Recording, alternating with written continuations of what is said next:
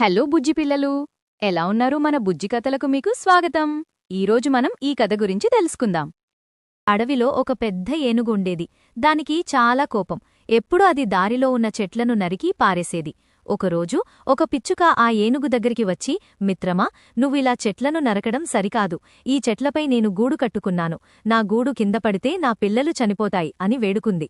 కాని ఏనుగు ఆ పిచ్చుక మాటలను పట్టించుకోలేదు. పైగా అది గట్టిగా కేకలు వేస్తూ ఆ చెట్టును కూడా నరికిపారేసింది. పిచ్చుక తన గూడు పడిపోవడం చూసి చాలా బాధపడింది. అది ఏనుగుపై ప్రతీకారం తీర్చుకోవాలని నిశ్చయించుకుంది. మరుసటి రోజు పిచ్చుక తన స్నేహితులైన కాకులను కలుసుకుంది.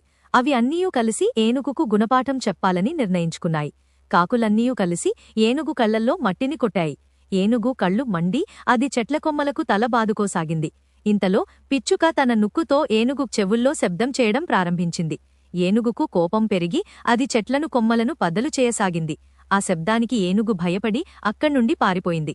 అప్పుడు పిచ్చుక తన స్నేహితులకు ధన్యవాదాలు తెలిపింది. ఈ కథలో నీతేంటంటే, మనమెప్పుడూ ఇతరులను అండరెస్టిమేట్ చేయకూడదు. చిన్న ప్రాణులైనా వాటి శక్తిని మనం గుర్తించాలి. మీకీ వీడియో నచ్చితే లైక్ చేయండి, సబ్స్క్రైబ్ చేయండి, మీ అమ్మనాన్నల చేత షేర్ కూడా చేయించండి.